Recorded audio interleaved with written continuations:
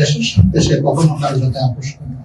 জুলাই বিপ্লবীদের জন্য সরকার যেন পর্যাপ্ত নিরাপত্তা ব্যবস্থা করে। এই সময় দুজন আততায়ী এসে মোটরসাইকেল থেকে তাকে গুলি করে এবং সে গুলিবিদ্ধ হয়ে সাথে সাথে মাটিতে লুটায় পড়ে।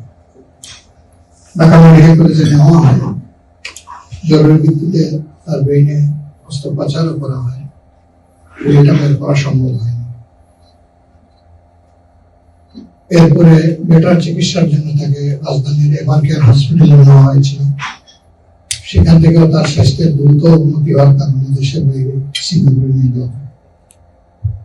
আজকে সিঙ্গাপুরে দ্বিতীয় অপারেশনের পরে তার রিকভারি হয়নি এবং চিকিৎসকরা তাকে মৃত ঘোষণা করেছেন। আমাদের জানা মতো একটা নির্মল স্বচ্ছ চরিত্রের সাহসী বুদ্ধিমান ছেলে ছিল। দেশের স্বার্থে সে কখনো কার্যতে আপোষ করে না। তার এই মৃত্যুতে সারা জাতির মতো আমরা গভীরভাবে শোকাহত। আমরা দোয়া করি আল্লাহ তাআলা তাকে শহীদ হিসেবে কবুল করুন। আমরা সরকারের কাছে বাড়তি আরেকটি কথা অবশ্যই বলবো এবং খুবই সংগত, এটি হচ্ছে জুলাই বিপ্লবীদের জন্য সরকার যেন পর্যাপ্ত নিরাপত্তা ব্যবস্থা করে। আর একটা সন্তানকে আমরা এভাবে হারাতে চাই।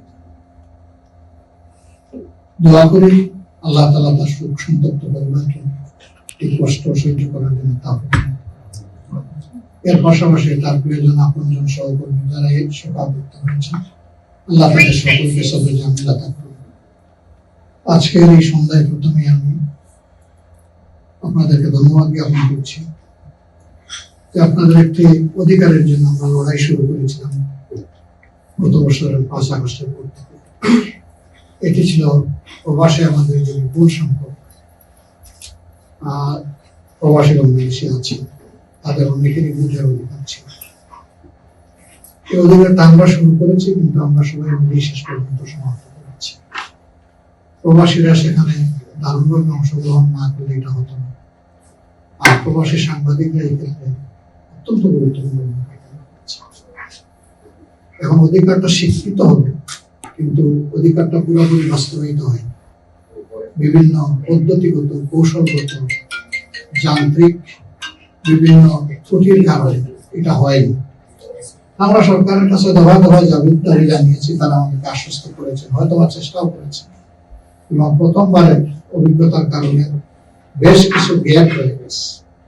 দুয়ার যেহেতু ওপেন হয়েছে, আমরা আশা করি আগামীতে এটা পরিপূর্ণতা পাবে ইনশাআল্লাহ।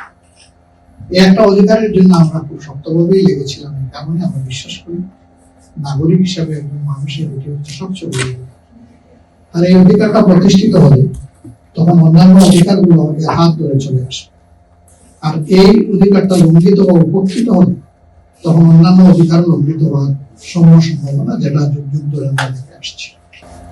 এর পাশাপাশি আমরা প্রবাসী বাংলাদেশি ভাইদের যারা অনবরত দেশকে নিয়েই চলছে, সবকিছু তাদের সংগত কিছু সমস্যা এবং দাবি আছে, সেগুলো বাস্তবায়নে আমরা দাবি জানিয়েছি। কিন্তু ঠিক ভোটের অধিকার আদায় করার জন্য যে দাবিটা আমরা যেভাবে জানিয়েছিলাম ওরকম না, এটা ছিল আমাদের প্রায়োরিটি, অগ্রাধিকার। এখন আমরা ইনশাল্লাহ ওগুলাতে হাত দেব। আমরা নির্বাচিত হয়ে দেশের সেবা করার সুযোগ পাই না, আমরা সরকারি দল না বিরোধী দল এটা আমাদের বিবেচ্য বিষয় নয়। আমরা জনগণের অধিকারের জন্য লড়াই আমাদের চলবে।